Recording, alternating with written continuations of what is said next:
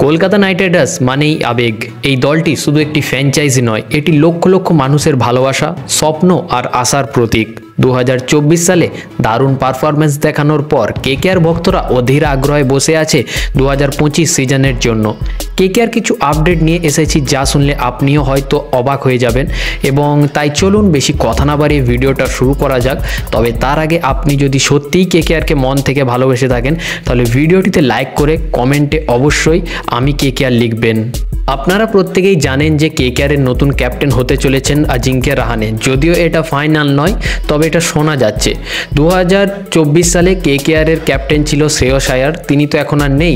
তাই 23.75 কোটি টাকায় যখন ভেঙ্কটেশ আয়ারকে নিয়েছিল কেকেআর টিম ম্যানেজমেন্ট, তখন আশা করা হচ্ছিল ভেঙ্কটেশ আয়ার হয়তো কেকেআরের ক্যাপ্টেন হতে পারেন। কিন্তু 1.5 কোটি টাকার রাহানেকে করতে চাইছে কেকেআর টিম ম্যানেজমেন্ট তাদের নতুন ক্যাপ্টেন। আপাতত কিন্তু খবর এতটাই। কেকেআরের এত ক্রিকেটার থাকতে কেন হঠাৎ অজিঙ্ক্য রাহানেকে ক্যাপ্টেন করতে চাইছে কেকেআর? কেকেআরের অধিনায়ক হিসাবে কুইন্টন ডি কক, সুনীল নারিনের নামও কিন্তু শোনা যাচ্ছিল এবং রিঙ্কু সিংয়ের নামও শোনা যাচ্ছিল। তবে আপাতত যে খবর রয়েছে সেই দৌড়ে রাহানে কিন্তু সবার আগে এগিয়ে। তার বেশ কিছু কারণ রয়েছে, চলুন কারণগুলো একটু জেনে নেওয়া যাক। রাহানের ক্যাপ্টেন্সিতে মুম্বাই রঞ্জি ট্রফি জিতেছিল। তাছাড়া আইপিএলে রাজস্থান রয়্যালসের হয়ে তিনি অধিনায়কত্ব করেছেন, অর্থাৎ তিনি ক্যাপ্টেন্সি ভালোই করতে পারেন। সেই জন্য হয়তো কেকেআর টিম ম্যানেজমেন্ট চাইছে তাকে ক্যাপ্টেন করতে। তাছাড়াও আরও কিছু কারণ রয়েছে।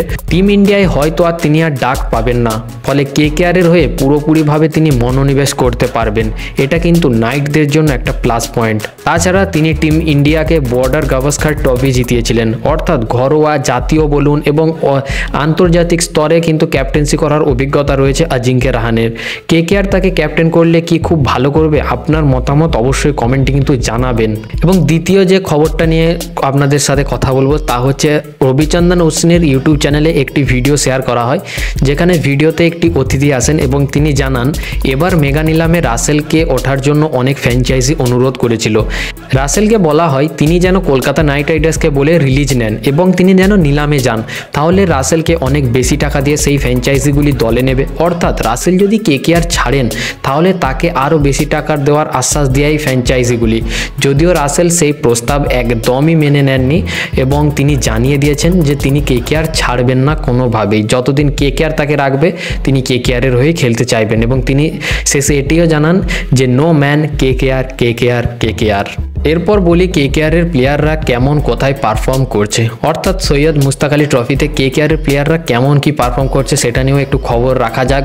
সমস্ত খবর কিন্তু ভালো, কিন্তু সবার শেষে যে খবরটা আপনাদের জানাবো সেটা হয়তো আপনাদের ততটা ভালো লাগবে না। তো প্রথমে বলি রিঙ্কু সিং, যাকে কেকেআর নিয়েছিল 55 লক্ষ টাকায়, এবার তাকে 13 কোটি টাকায় রিটার্ন করেছে।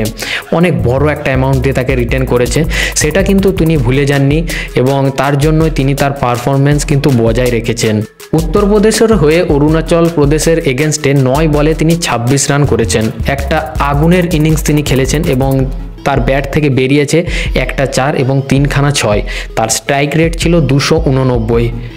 মানে কি ঝোড়ো গতিতে ব্যাটিং করেছে, আপনি বুঝতে পারছেন ভাই। এটা তো আইপিএলের বাকি দলগুলোর হালুয়া টাইট করে দেবে। আর কেকেআর ফ্যানেরা আর কেকেআর টিম ম্যানেজমেন্ট অর্থাৎ ভেঙ্কি মাইসর বা শাহরুখ খান ওরা হয়তো মুচকি হাসছে।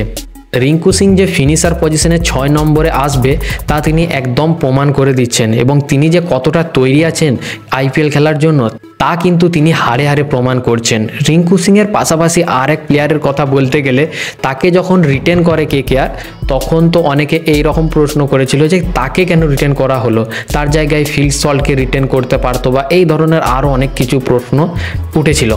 আমি কথা বলছি রমনদীপ সিংয়ের কথা। ঠিক আছে, রমনদীপ সিং তিনি এখন বলতে পারেন বিধ্বংসী ফর্মে রয়েছে। তিনি যে ভবিষ্যতের তারকা এবং কেকেআরের জন্য কিছু একটা করবেন তা তিনি প্রমাণ করছেন। পাঞ্জাবের হয়ে হায়দ্রাবাদের এগেনস্টে 11 বলে 39 রান করেছেন তিনি, এবং তিনিও একটি আগুনের ইনিংস খেলেছেন। ইনিংসে ছিল তার 4টি 6 এবং 3টে ছক্কা, এবং রিঙ্কু সিংয়ের স্ট্রাইক রেটকেও তিনি পিছনে ফেলে দিয়েছেন। তার এখন স্ট্রাইক রেট সেই ম্যাচে ছিল 354। অর্থাৎ কেকেআরের ফিনিশার পজিশনটা কিন্তু খুবই ভালো। তার সাথে থাকবে রাসেল, রিঙ্কু, রাসেল, রমনদীপ। আবার যদি রহমান পাওয়ালকে যদি কেকেআর টিম ম্যানেজমেন্ট কোনোভাবে খেলাতে পারে মাঝখানে, তাহলে তো ভাই 4টে আর রিঙ্কু, রাসেল, রমনদীপ, রহমান পাওয়াল। বুঝতে পারছেন কি অবস্থা হবে বাকি দলের।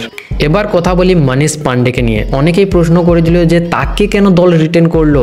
আমি তো বলবো রিটেন করে খুবই ভালো করেছে, কারণ মনীষ পান্ডে যতবারই কেকেআর দলে ছিল প্রত্যেকবার কেকেআর চ্যাম্পিয়ন হয়েছে।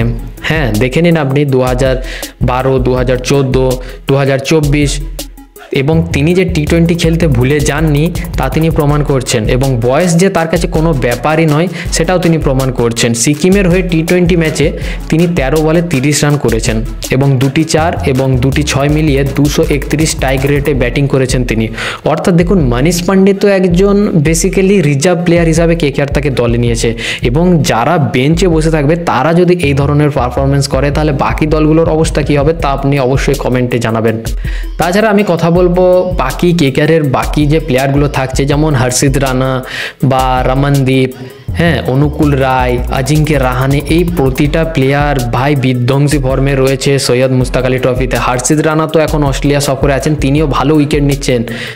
আর তার সাথে স্পেন্সার জনসন বলুন বা এনরিক নরকিয়া, তারাও এখন বিধ্বংসী ফর্মে রয়েছে।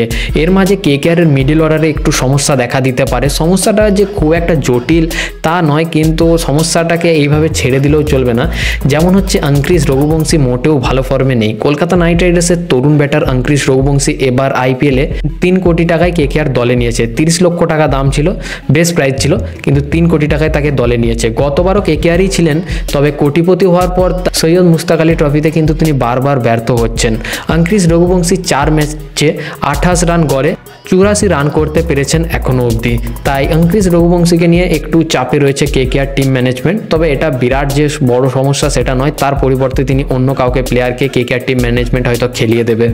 এবার যদি আমরা কথা বলি যে কেকেআরের প্লেয়িং 11 কেমন হতে পারে, তো কেকেআরের প্লেয়িং 11-এ সুনীল নারিন কনফার্ম, এবং সুনীল নারিনের ফর্ম এখন কিন্তু খুব একটা ভালো নয়, তবে আশা করা যায় তিনি আইপিএলকে আশা করি রিকভার করে নেবেন।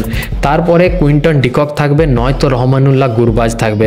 আশা করা যায় যে রহমানুল্লাহ গুরবাজকে কেকেআর টিম ম্যানেজমেন্ট খেলাবে, কারণ হচ্ছে তিনি ফাইনাল 2024-এর কথা বলছি, 2024 আইপিএল ফাইনালে এবং সেমিফাইনালে একটা দুর্ধর্ষ ব্যাটিং করেছিলেন, এবং তিনি এখন বিধ্বংসী ফর্মেও রয়েছেন।